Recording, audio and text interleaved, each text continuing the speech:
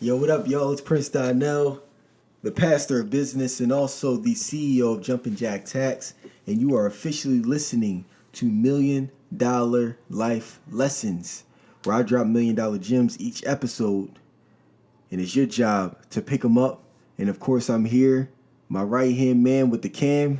RonVannDam, a.k.a. the storyteller. And we're back. What's this, episode 47? Episode 47. Yes, sir. And we're 3 episodes to get to our 50th anniversary. I'm excited about that. That's going to be super dope. But outside of that, man, y'all already know before we get into our conversation, make sure that y'all are downloading the Jumping Jack Tax app. We are the fastest growing tax company in the country, the fastest growing minority-owned tax company in the country. And your support will go a long way with helping us to continue to advance our communities and to pour money back in to all of our partners' hands so that they can change their families, right? All you got to do is download the Jumpin' Jack Tax app, and in January, you'll be able to find a tax professional that's in your area that you can book, and they'll come to you, or they can handle your taxes virtually, and the experience is going to be amazing because they're all certified tax professionals, right? So please support. We about to go a long way. We're doing so much in our communities that's like, yo, some things that's really shaking up this game. We got people calling us every day like, yo, Jumpin' Jack Tax is buzzing right now. Yo, y'all killing the game. Yeah, that's why when you was doing the marketing plan on the board, I had to come over and look. That thing was filled. Oh, yeah. The marketing for December is going to get crazy. You already saw the map. From December 1st to the 31st, we got something marketing every single day. Yeah, and y'all traveling. And we traveling. Like, it's going to get real. If you thought you heard Jumpin' Jack Tax now, by the end of December 31st, you're going to be like, damn, y'all keep seeing these people everywhere. Yeah. And it will be intentional. Yeah, and speaking of traveling, so you guys went to Orlando and Atlanta this weekend. I didn't get to join y'all. I actually stayed home. Stayed back with his fam. Yeah, play some football. But besides the fact, you guys put out a video.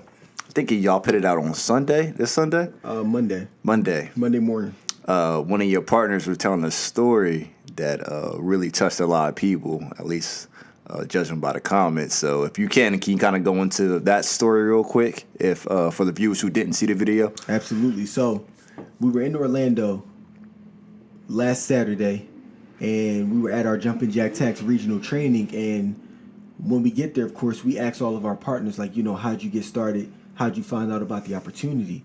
Guy stands up. His name is Dominique Dixon, 21-year-old dude, man. Him and his wife. They were sitting there, and Dominique's like, yo, Don, the reason why I got started is because I watched your videos on YouTube talking about how you met your wife, and me and my wife was going through a real rough time. We had 3 months off, but watching your videos got us back together. He said, but, to be completely transparent with you, man, when I got started with this opportunity, like, yo, that was like, I had to hustle for that money. Like, me and my wife, we live in a hotel right now. And it's just us with my daughter and his wife pregnant. And they paying $285 a week at that hotel. Like, just imagine, stop right there. Just imagine you having to live in a hotel. Yeah. We're grateful to live in a home. Not to say the hotel is the worst of situations, because there's people that's living on the streets. But we understand that, like, okay, I'd rather would have a home or an apartment or something I can call mine, and the hotel is not the same. He there with his kids and everything. So basically, after you said that, man, a lot of our Jumpin' Jack Tax partners was listening, that was in the room. And Keith, like our COO, Keith stood up and was like, yo, I don't know about everybody else in the room, but I'm going to pay next week's hotel fees of $285. So damn, he like, damn. And then somebody else stood up in the room and was like, I got week 2. And then another partner stood up and was like, I got week 3. Another partner stood up and was like, I got week 4. 7 partners stood up and they took care of 7 weeks of all of his hotel. That's love. Dude was like, him and his wife was in tears, man. Like, it was touching. But that wasn't even where the best part happened.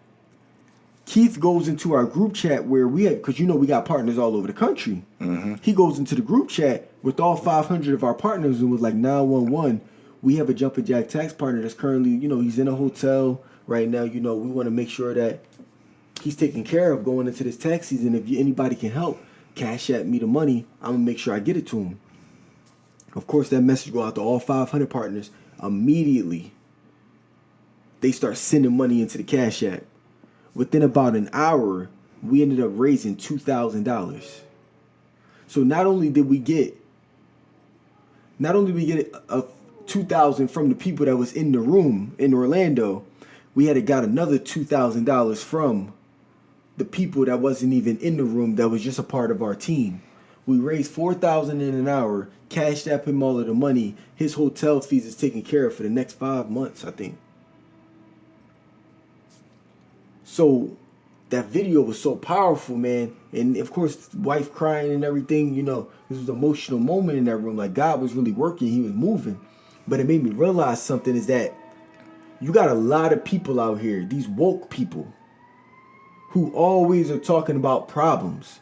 Oh yeah, man, you can't eat that type of food. Yo, you can't drink that milk. The government is poisoning us, man. And the reason why we trapped in the hood is because the socio-economic, like all these big words, right? Yeah. And they got all of these problems, but they never have solutions to nothing. They just got people panicking. They got you sitting here like, yo, well, what do I do? You just gave me that information, but what am I supposed to do with the information to better my life now that you told me that? Right? So you got all these woke people online saying everything under the sun about what we've been through, but never about how we can overcome. And then you got a bunch of people out here that like to talk about group economics. They like to talk about group economics. They like to talk about how we all need to work together and we all need to spend money with each other, and we need to get back to the times of Black Wall Street, and we need to get okay. But who's actually doing it for real? Who's actually putting that plan in place to make it happen? And on that Saturday in Orlando, when literally within an hour, the partners in my company raised $4,000 to drastically change one person's life in an hour, we did that. That's group economics. And that's not the first time we've done that. We've done that for 5 other partners many times over. Group economics is what we're doing right now at Jumpin' Jack Tax. We're actually the example of it. I'm not just sitting here talking about, yo, let's help each other. I'm talking about, we got 500 partners right now. When after tax season is over, imagine if we have 100 partners and they all just made $100,000 during tax season. Right? Now somebody else is in trouble. Or now we see an abandoned warehouse or something happens. I can go to all of those partners and say, hey, partners, we need to raise money to be able to help that person in need. We need to raise money to be able to buy that abandoned property. We need to raise money because one of our partners is about to get evicted from their house and they got a foreclosure. And now all of our partners say, you know what? We about to raise They literally raise all of this money together as a collective $100,000. Yo, pay off that crib. You done. You don't ever got to worry about a foreclosure ever again in your life. Your crib is paid for. So how would you say you built that group economics? I feel like in that situation too, I really gotta commend that young man, because it seemed like he was on his last leg and then he decided to invest. Still invest in himself. Yeah, that's crazy. He believed in the vision so much. Really, I'll be honest, he believed in me that much. Not even a vision. He said was watching my videos and he was so drastically affected that he said, yo, this is my last 500. Boom. I'm going to invest in this. Number one, that tells you a lot about somebody to begin with. People be so afraid to invest in themselves. And they know they sit on a couple of dollars, but don't spend it. They want to try to hoard all of their money. The reason why he got blessed was because he put money back into the atmosphere and circulated it. Because money is just currency. He put the money back in the currency, although he didn't have it, and he got blessed $4,000 back within an hour like that. God was testing that man's faith. If he really was going to get out there, okay, let's see if you really believe in me. Let's see if you really want to change your life. Start that business, and I'm gonna show you what I can do. He started that business. He had just started like 5 days prior. Came to the conference on Saturday and literally left with $4,000 when he only dropped a down payment of like $500. Dog, that's what I'm talking about. He put it in circulation. But most importantly is, how did the culture get to that point of where literally when we type a message inside of the group chat, all of the partners are willing to raise that much money that quickly? because I was very intentional in creating the culture of teamwork inside of Jumpin' Jack Tax. Every single Tuesday and Thursday, I have trainings with all of the partners across the country. Every Tuesday and Thursday. I very rarely miss a training unless I'm traveling and I can't make it, but Keith or somebody else will do the training. Every Tuesday and Thursday, and I told all of the partners that this is one team, one dream, and we're only as strong as our weakest partner. All year, this is all I've been saying to them, that this company is going to collapse if they all don't work together. If they all don't grind together. If you see your partner down and out, you got to lend your hand and go pick them up. I don't care what it is. Do it. And I've pushed that into their minds so much because I believe in that.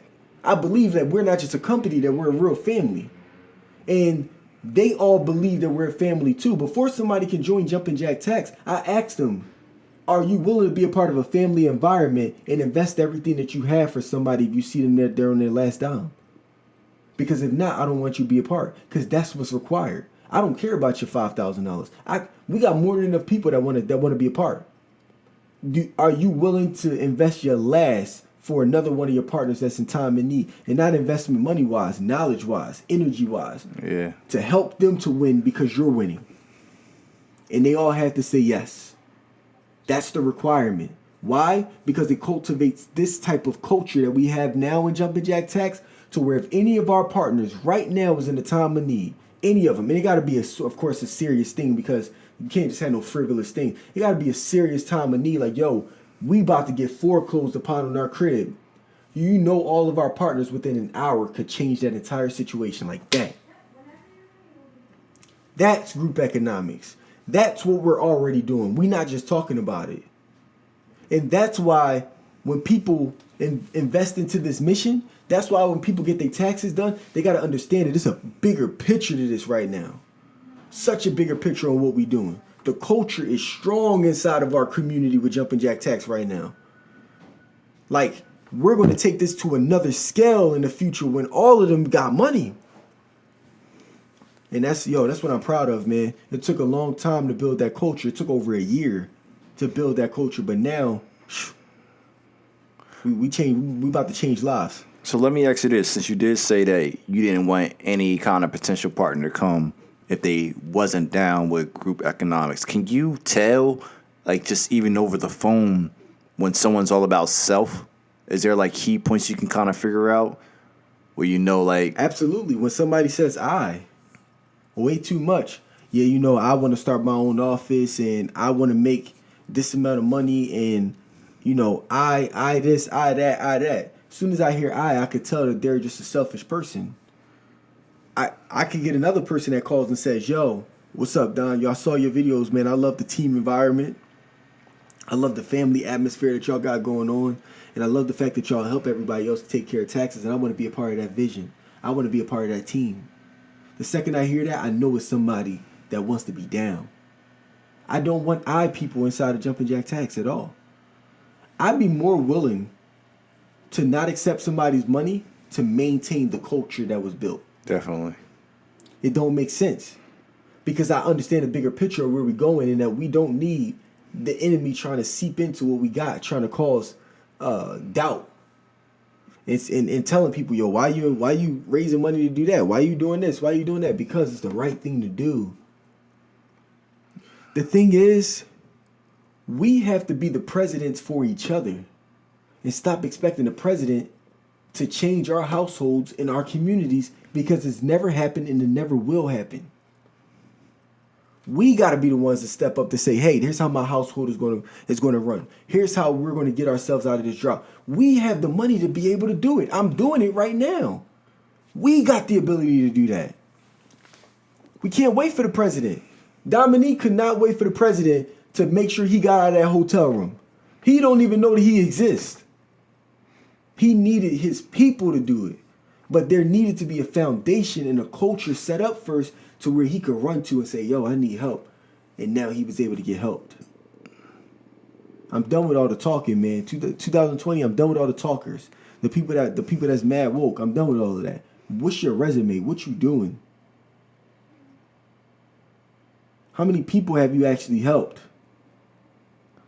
You feel me? Yeah. Not just through talk. How many people have you helped their lives financially? How many people have you helped their lives spiritually, mentally, to get them out of whatever bondage that they're currently going through? If you haven't done that, I don't want to hear that. You feel me? Yeah.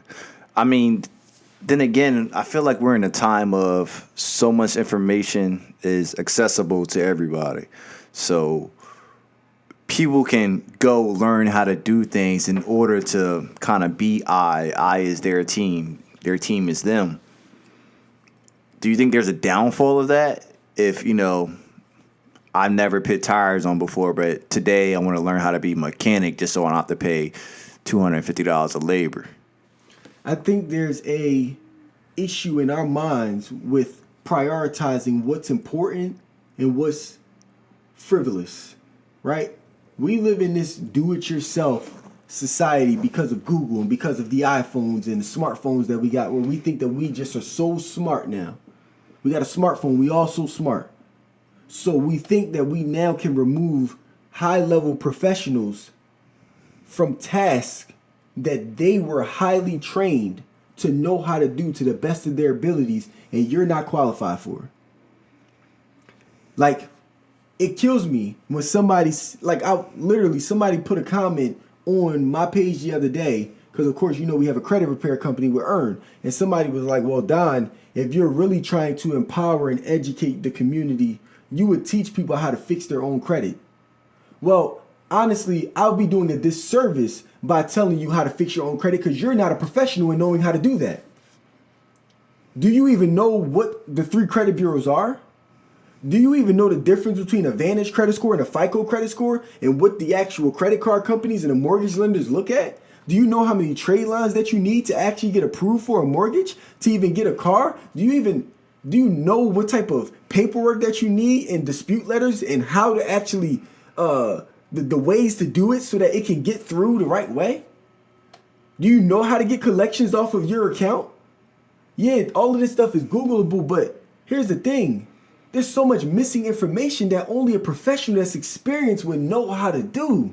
Yeah. It's still a process. It's still a process. Like, think about it. Just because you went to college don't mean you know the profession that you're going into. You might have went to college, learned everything by the book, but when you go in, you don't do anything that the book told you. At all. They're like, oh, nah, that's book stuff. But, yo, I'm experienced. Listen, you got to do it this way.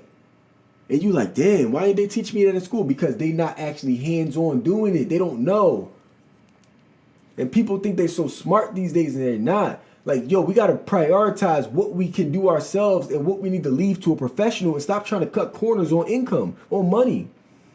Like, it kills me that a person will say, yo, but I'm going to fix my credit myself, but yet they don't got that same energy when it comes to washing their own car.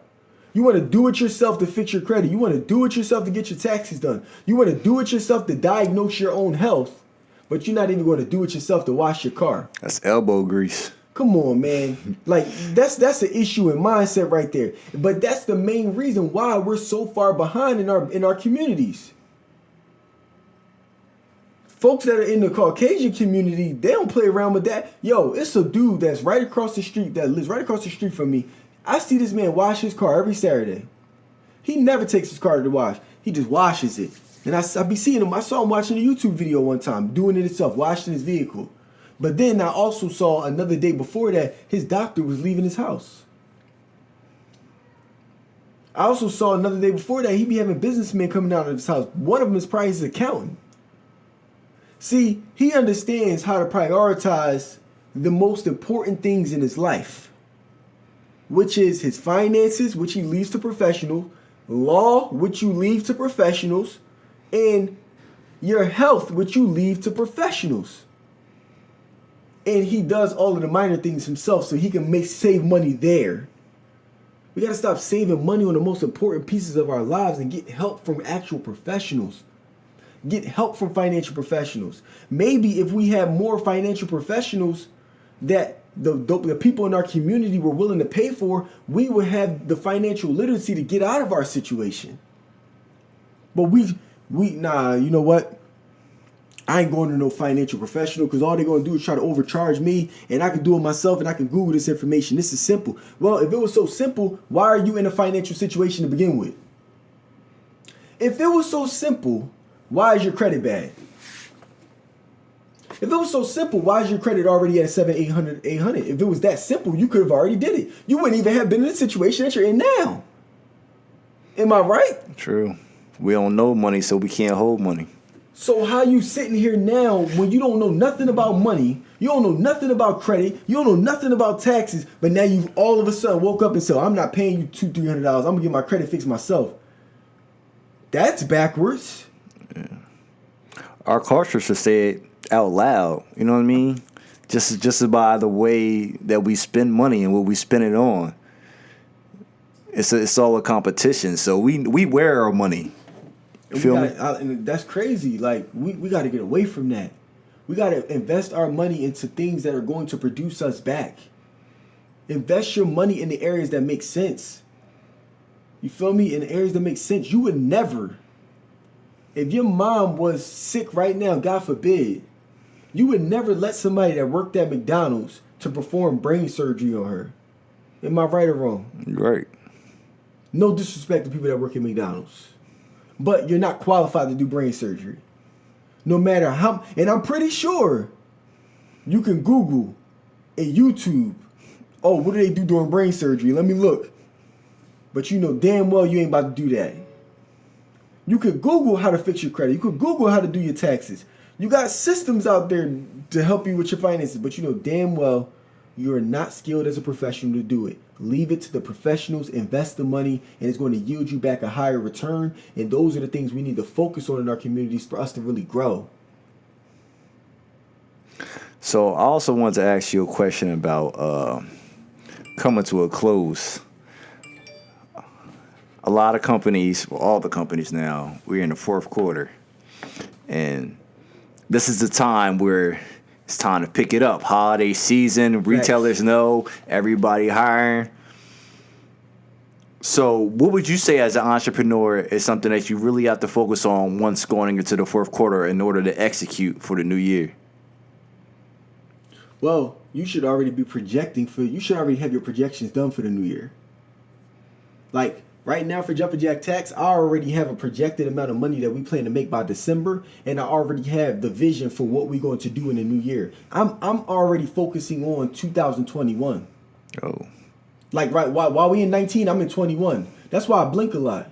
Like people in the videos was like, yo, Don, why you be blinking a mile a minute? Because yo, I'm in a whole nother atmosphere right now. I'm trying to get back to 19. It was a line that Hov said. What he say? He said, I'm so far ahead of my time, I'm about to start another life. Look behind you. I'm about to pass you twice.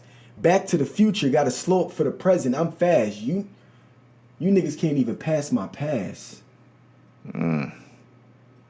Like you peep what he said? Back to the future. Got to slow up for the present. I'm fast. You Negroes can't even pass my past. His past is so far ahead that you still behind his past. That's where you gotta be when you are an entrepreneur. You gotta be so far ahead of your time. You gotta already be predicting the next moves. That's how you get ahead. Oof.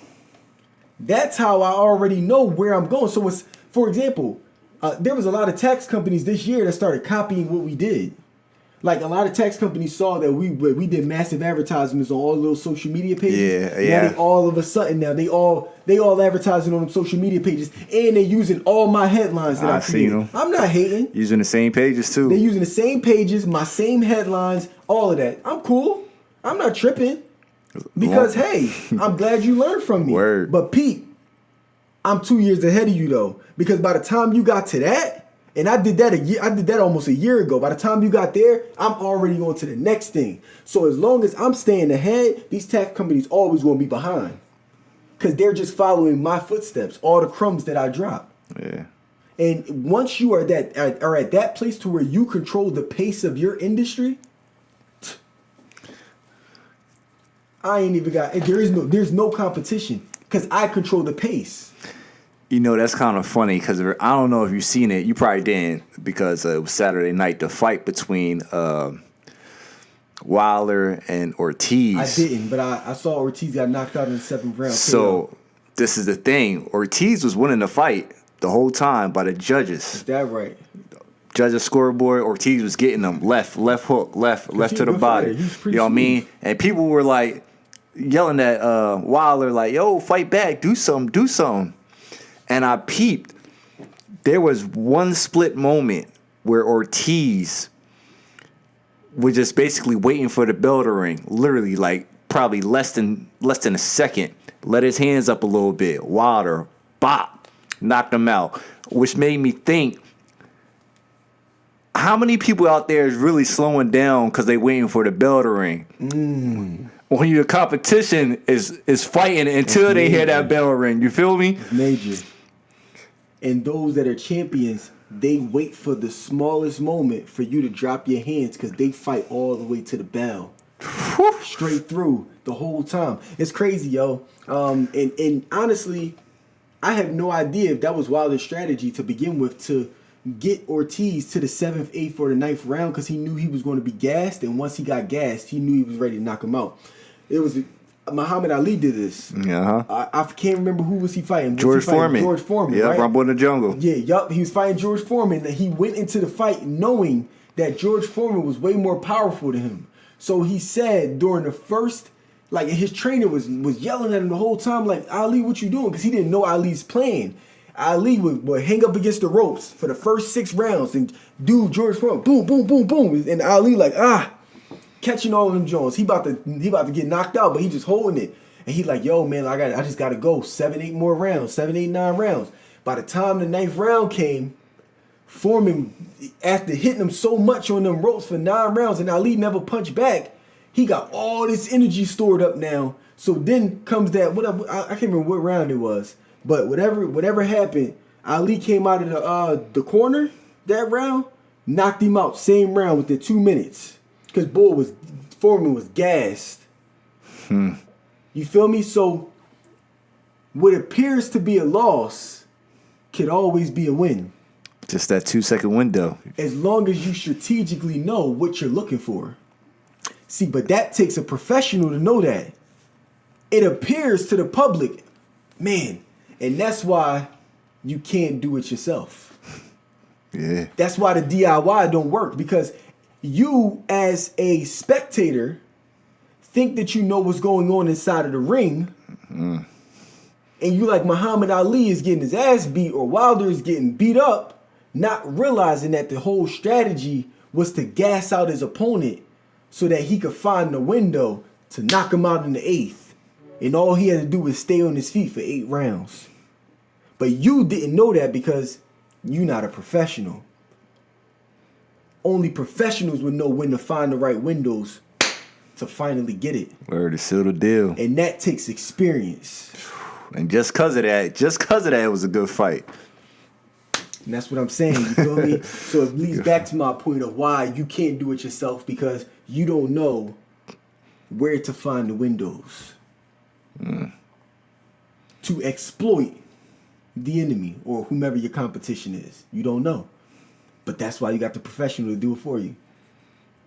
Whew, that was good. I want to ask you another question. We had... I was thinking the other day, right? Because I seen that you had put up a post that you're about to be vegan soon. You about to just go straight vegan. Yeah, I'm 2 days in so far. I thought about how a lot of people or you know, I don't want to use this word discipline, but we change our lifestyle to be great at certain things. You know, we don't compartmentalize the things we're great at, right? I felt like one time I was, you know, great at eating, and then here I was great at educating myself. I was great at going to the gym, but we never take the time to be the best version of ourselves, was actually to be great in multiple things. Right. So I'm watching you go through this journey where you're literally trying to master that. What puts that battery in your back? Because I'm watching you from afar, you know what I mean? You inspire me a little bit. I'm like, all right, so now he going vegan, he in the gym, he worked 18 hours a day. So what is that battery in your back to help you, and how difficult is it? Like, I feel like it got to be some challenges, like I said, to be the best version of yourself, but you're really on your path to doing that. I have a nag for putting a bunch of bricks on my back and still standing at the same time. That's what helps me to remember that I'm strong. So I got a knack for just keep grabbing. You put more. Because it's the same as being in the gym. It's called progressive overload, where you can't keep going into the gym and lifting the same weight and expecting to gain muscle. Mm-hmm. After I'm done lifting 135, next week I gotta put 145. After I'm done doing 145, next week I go 155. Eventually to the point where I'm pushing up 225. Boom, boom, boom, boom. In the next couple months. Because you progressively are overloading your body with more weight. That's what produces more muscle. You have to rip the muscle and tear it in order for it to grow. Yeah. So with that being said, it's the same process when it comes down to your personal life. Are you progressively overloading in the areas of your personal life that need assistance in growing? Are you ripping it apart and saying, yo, I want to build something brand new. I want to create something stronger. So I find areas in my personal life that I know I'm like, I'm about to create a new lifestyle out of this. For example, when that girl came into the office and said, yo, Don, do you know all the benefits of being a vegan, and how do you think that it affects you as an entrepreneur? And I literally said to the girl, I know all of the reasons why I should be a vegan, but I choose not to. Because I know all of the unhealthy, all of the things that are very unhealthy when it comes to eating meat. I know, but I just choose to do it anyway, and I ignored it because of my desire to eat meat. It was just a desire, right? And I had to realize that I got to take back control of all of my desires. I got to control that. I'm the one that gives out the desire, not the corporation that's telling me, yo, eat that chicken. That thing look real good. I'm put some barbecue sauce on there. It's going to be glazed barbecue. And then they put it on the TV and you like, damn. And it be fake. And yes, you know what I'm saying? You don't know where it came from. And you're chasing that desire, but do you actually have control of it? And my goal is to get back control of all of my desires. I want to be able to be the one to give it out. I'm the gatekeeper. So for me, the reason why I took a drastic change, I just literally woke up that morning and was like, yo, I'm going vegan today. My wife was like, what? I said, I'm going vegan. It wasn't something, I already did it before. I was vegan for like five months. And then I collapsed. I ate that first bite of that cheesesteak. And I was like, oh man, I'm back. And then from there, never, you know what I'm saying? I never went back after that. But then I just woke up like 2 days ago and was like, yo, I'm going vegan. I already had cut out dairy to begin with. I stopped eating dairy months ago. So that's the first stage. I don't eat dairy. I don't eat eggs, none of that, right? That's the difference between one who's a vegetarian and one who's a vegan. You cut out the dairy and the eggs on top of not eating any meat. You're a vegan. So I already had got that one half completed. So I'm like, damn, well, if I knocked out dairy and eggs and all that, what's so hard about me just knocking out the meat and the seafood? So I'm like, I'm just going to do it. I'm about to progressively overload myself, and I'm about to put myself in a very uncomfortable position to prove that I can do it, which is then ultimately going to enhance my spirit in knowing that I can do all things through Christ who strengthens me. Because I can. The question is, am I about to chase it so I know I can do it?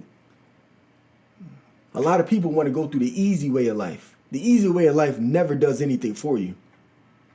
I like to always face the challenge head on. And then on top of that, I like to make other people better around me at the same time.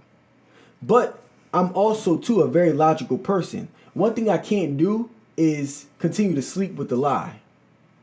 Like, I know, again, that there is little to no benefits of eating meat. That it is one of the top carcinogens in this country that causes cancer. That has been spoken upon by many scientists. Many. Right? We know what they're doing to meat. We know that the steroids that they're putting inside of it, Lord knows what else they're doing to it. And then, of course, something that's dead that's in our bodies, that's just sitting there. And it makes you lethargic. and you get the itis.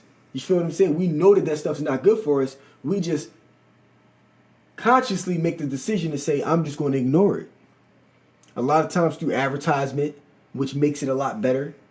But imagine if the advertisement was different to where before you, like on a commercial, before you ate that chicken sandwich from Chick-fil-A, the commercial was a chicken right there and they went, cut his head off and then was like, yo, what you think people would do at that point? Do you think it would be that much more desirable? Or would you be like, yo, that's pretty gross? Yeah, it'd be a turn off. It's the marketing that caused you to want to accept it and make it easier for you to say, oh, it's not that bad. But I can't live with the lie, knowing that it's not good for me. Now, again, that's just my opinion, because other people going to be in the comments like, yo, it is good for you, you got to eat with it, whatever. One thing we know for a fact, it's a fact, is that meat is a byproduct to protein. The reason why is because in order for animals to get protein, they have to eat grass. They got to eat vegetables. They got to eat the grass, which creates the protein, which then that protein breaks down into the meat that we eat. And that's how we get our protein, right? So we don't need the middleman to get access to protein. We just have to get educated on the actual whole foods that we need to be putting into our body.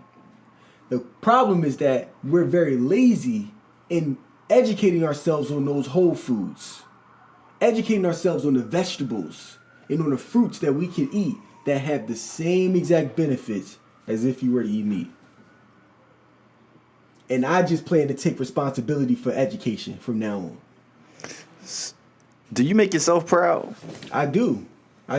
Every time I educate myself on something, that's what makes me happy. And the fact that I can now start educating other people is what makes me even happier. Because now I feel like I'm living in my light. Yeah. So really, for me being a vegan, it's not just for me, it's for others too. To prove to them that I can do it, and then also to educate them through my journey, because I might be able to save a lot more people. I don't know.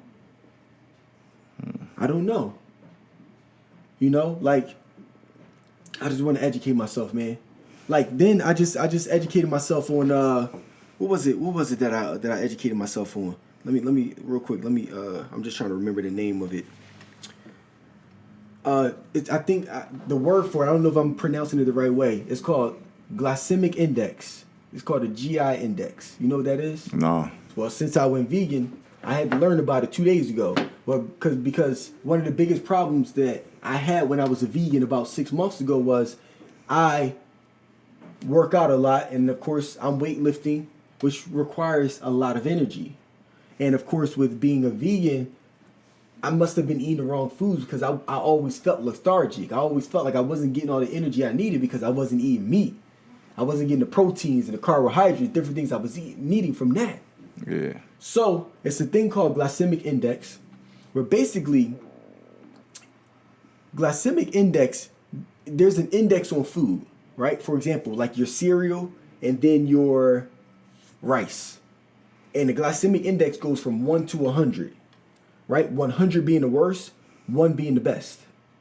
The Glycemic Index controls how quickly the food digests in your system and how quickly that it spikes your blood sugar levels.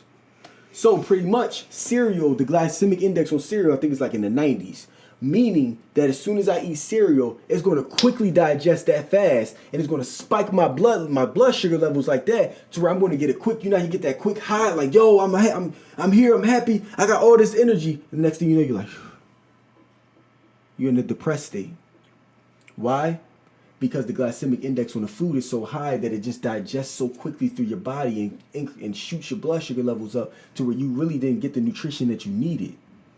Now, for example, something like rice, or like I was just explaining, like the whole grain bread that I got now, what that is, that the Glycemic Index is less than 50. Anything less than 50 means that it's going to now digest through your body a lot slower.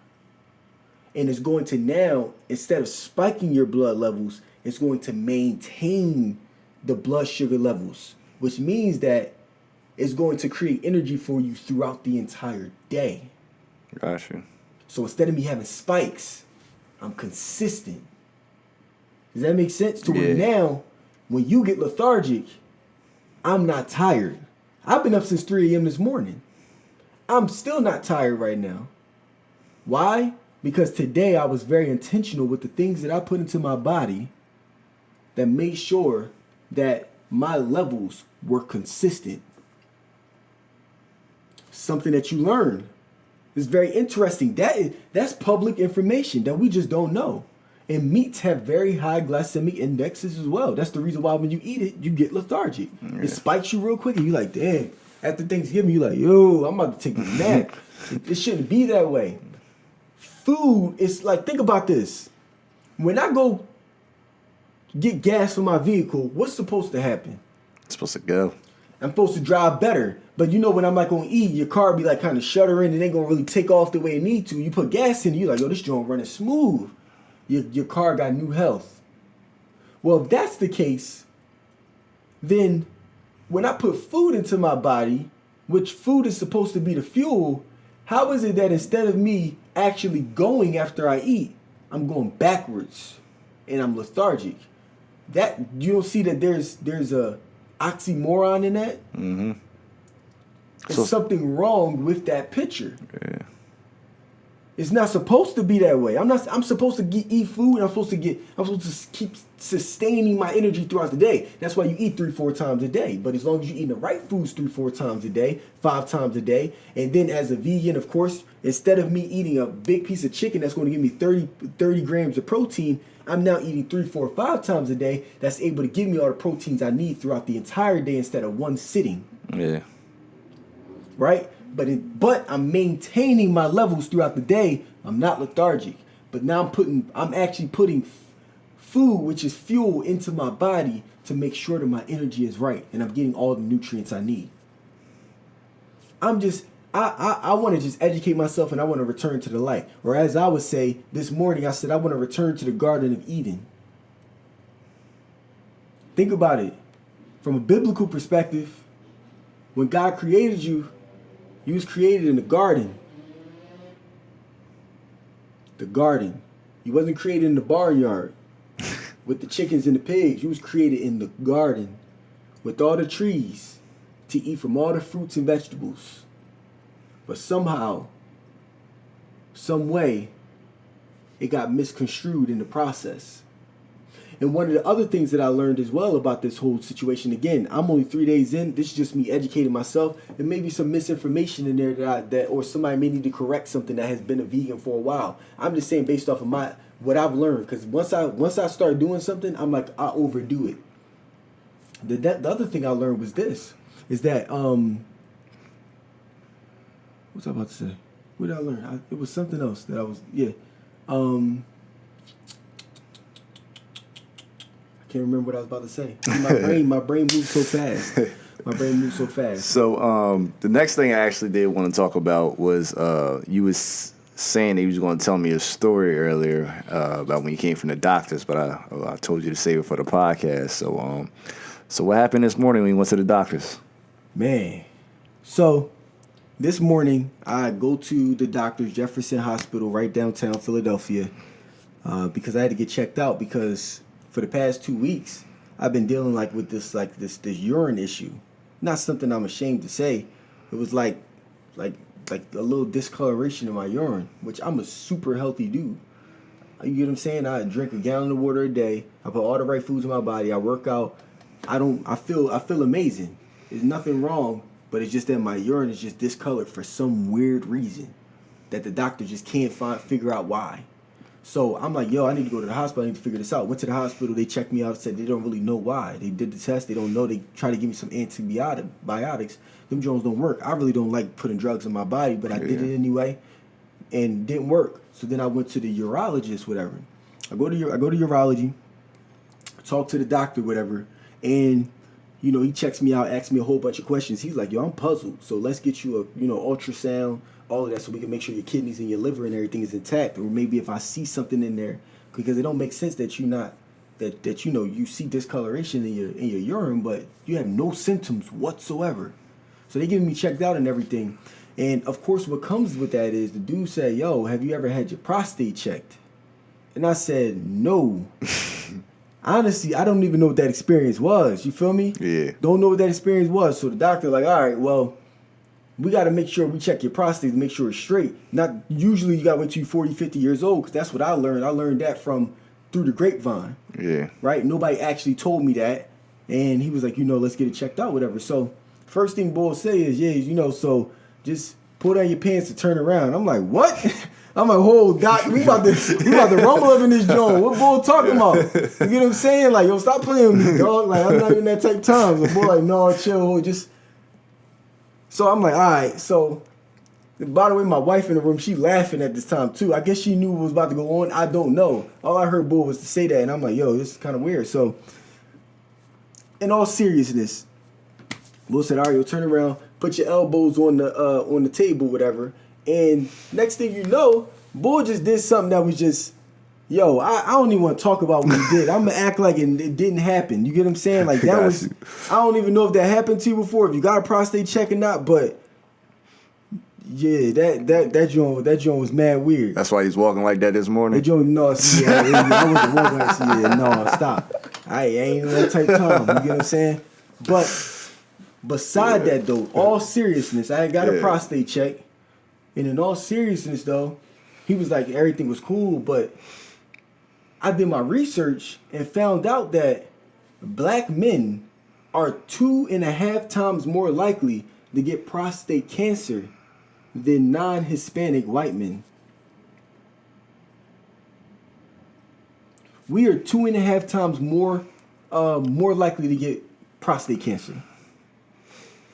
Which means that although I'm joking about the whole prostate test, that's a serious thing in our community right now. So of course I do my research and said, why is it that black men are 2.5 times more likely to get prostate cancer? I did my research, and there was this JAMA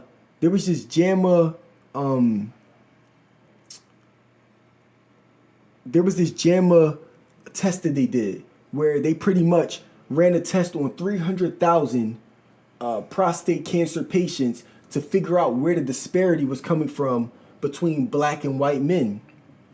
And it was interesting that out of those 300,000 patients, they found out that black men in no way, shape, or form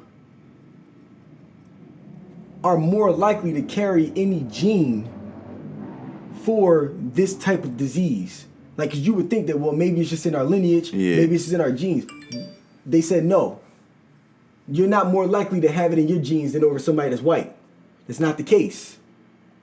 The thing is, they said, based off of the research of 300,000 men, that black men were less likely to get prostate exams because they haven't gotten one. They were less likely to go to the doctor. They don't have health insurance, or there was some sort of racial disparity to where our quality of health is not being taken as serious to a doctor than somebody that's white. You've heard many situations on that where a black man will walk into the hospital and a white man walk into the hospital. We don't get treated the same when it comes to health. They won't go 100 miles to make sure we're okay, but they'll do the same thing for somebody who is white. And that is something that we are dealing with in this health industry that needs to change. But beyond that changing, I want to get to the point of the fact that every single black man that is at least 25 years old, although they tell you wait until you're 40 years old, you should go get a prostate check. And before you get that prostate check, you should have health insurance. And that coincides with getting your colon clean, right? If I'm not mistaken. I don't know that, but I think so. But I think they all play a part, because it all got to do with your gut and everything that goes on. But here's the thing. If we not getting checked out and we not taking our health serious because we skeptical of doctors, we're going to keep having this issue with health problems. We causing this to ourselves. And I'll be honest with you. Yes, we need to take responsibility for our health. That's the reason why I became vegan. I'm taking full responsibility for my health and what I put in my body. But just because I take that I'm taking on that responsibility, by no way, shape, or form does that now trigger to me to not ever go see a doctor. Because just because I'm vegan, I'm not going to have no issues. There are so many other things that could happen to where you could just end up getting prostate cancer because of your lineage. It could just happen that way because of your gene, because it's just there. Because it's no 100%. You're not 100% clear of any disease. Some of the healthiest people just randomly got lung cancer. Like, it just happens. You never know. We all got cancerous cells in our bodies. So it's like, yo, as black men, I'm just trying to challenge everybody, man. Yo, if you don't got health insurance, go get your health insurance, yo. If you got a job, get the health insurance through your job. Go get checked every 6 months just to make sure you're good. And if they tell you it's something wrong, I'm not telling you to take antibiotics or take the drugs that they're giving you. You can put together your own natural healing remedy if you want to. I'm a believer of that. I believe that food heals. I believe that the things of the earth, the natural minerals, they heal. I'm a believer in that. But how can you heal what you don't know you got? True. And that's all I'm saying. We just got to be diligent in making sure that we're going to the doctor to get checked out. Go to the doctor, go get that prostate check or whatever other checks that you need just to make sure you're good. And no, don't wait until you're 40 to 50 years old. There's nothing wrong with getting a prostate check every 10 years. You just never know. You never know. We got to take responsibility for our health. And we got to stop being skeptical of everybody. It kills me when I see dudes like on social media talking about yeah, bro, don't trust doctors. What you mean you don't trust doctors? I need to have a level, but again, that's that do-it-yourself mentality where, again, we've been empowered by social media and the internet that, oh, I don't need a doctor. I can just figure out my own diagnosis and I can take it off. Wrong. Yes, take responsibility for your health, but do not remove the professional. Make sure that the doctor can diagnose you if there's something wrong with you. Let's stop being skeptical of doctors. We skeptical of doctors. We skeptical of police officers. Everybody ain't out to get us. I get it though. The perception behind it that there is an issue. I'm fully aware that there is racial disparities in between the healthcare industry when it comes to police officers. I understand that, but we just can't operate stupid either. True. I can't take matters into my own hands and be a vigilante, and now I'm in prison because I just didn't want to call the cops because something happened. I can't just ignore my health and say I'm just going to be good for the rest of my life because I'm a vegan and I'm straight. Wrong. If anybody ever says that, yo, they're doing a huge disservice to the men in our community. I feel like responsibility and accountability is like one thing that can. That's the only thing that can kind of save our culture. Like, you know what I mean, if the black women keep us in check and the black men kind of, you know, keep them in check about what we're supposed to be doing with our family, health, and finances. Here's another thing, too, though. We need more father figures in the household who are having conversations about this stuff. How is it that I knew nothing about a prostate test or what actually happened, why it's important to get a prostate test? We're more likely to get to 2.5 times more likely to get prostate cancer. What are the things we can do to prevent it? Why didn't I know any of this? The problem was because I didn't have a father figure in the household who actually had it done and was responsible for his health to say, hey, let me tell you about some of these things that you got to get done, son. As a black man, knowing your blood type, knowing your lineage, knowing these are the things that are possible. Here's what you can do to prevent it. Here's how you go get tests done just to make sure you're straight. Those conversations aren't being had, so I'm just empowering, man, all black fathers, man. Yo, stay in your kid's life. Your son, your daughter, stay in their lives, man, especially your son. Educate him on his body. Educate him on his blood type. Right? Like, that stuff is important, man. It definitely is. And for all the listeners, we're going to kind of put a challenge out there since everybody's getting together this week for the holidays. Try to have that conversation that you always wanted to have or, you know, you were afraid to have. Kind of just rip that nervousness out your gut. Sit down with those family members that you're going to be around and, you know, just try to have one and let us know. Let us know how it went. I'm encouraging everybody that's getting together with their families for Thanksgiving to have conversations about health and have conversations about finances. The first thing I want you to ask your family members is, hey, are there any health issues that run in our family that I don't know about and educate me on that so that I can take the right precautions to make sure that I don't go through the same thing that you went through. Yeah. Again, that runs through your family. Talk about how to break that generational curse. Because why are you not going to tell me that you had kidney issues and what you did to fix it, and then I can prevent it myself? Because obviously kidney issues run in our family, but I can break that curse by just now eating the right things or doing the right things. Have a conversation with your family about what are some of the health issues we have. How can we fix that for our new generation so that they don't got to deal with that no more? See how many people got life insurance at the table. Next thing, how many of y'all got life insurance right now? If grandma right now collapsed on the floor and died, and this was her house that y'all was in, and she still owe a mortgage on the crib, can one of y'all stand up to pay it because grandma don't got life insurance?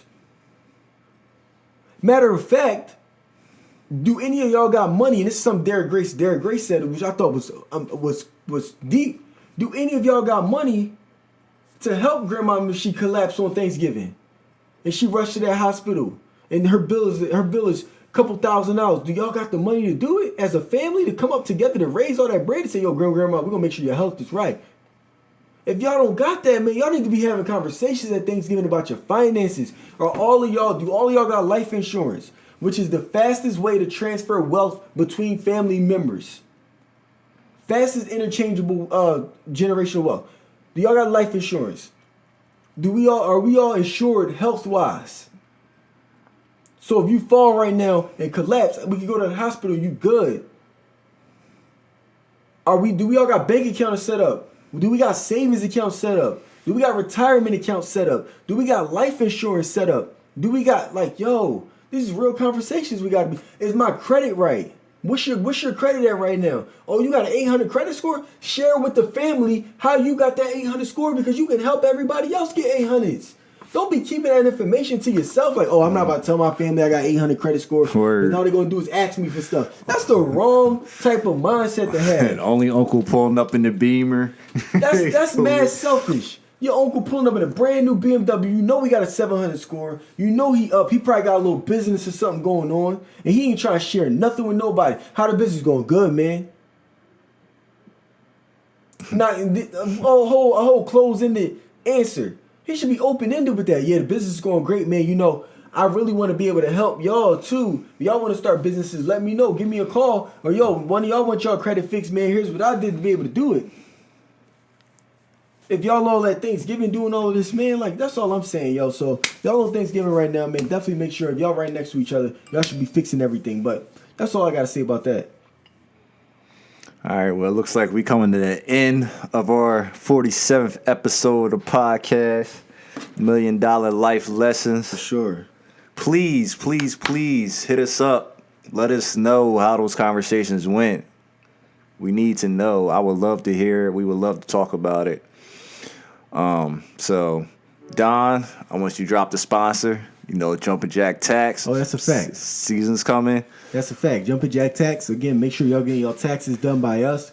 Or if you want to be a partner and you want to open your own tax office and be a part of our family, you can always give us a call, 347-721-9117. Give us a call if you want to get your taxes done, or if you want to be a partner. Please support our community. We're really trying to advance this upcoming season to hit our goal of 100,000 tax returns. I appreciate y'all. As y'all know, man, I'm Prince Donnell, the CEO of Jumpin' Jack Tax, and also the pastor of business. And I'm here with my right-hand man, the man with the cam, RonVannDam, a.k.a. the Storyteller. This is episode 47, and I'll see y'all next time. Peace. Got my taxes jumping, now my bag coming with that major money, dripping blessings. Just might buy a house for my mama, bad credit. Don't even sweat it, cause they'll repair it, ain't no question. They can do it, it's amazing.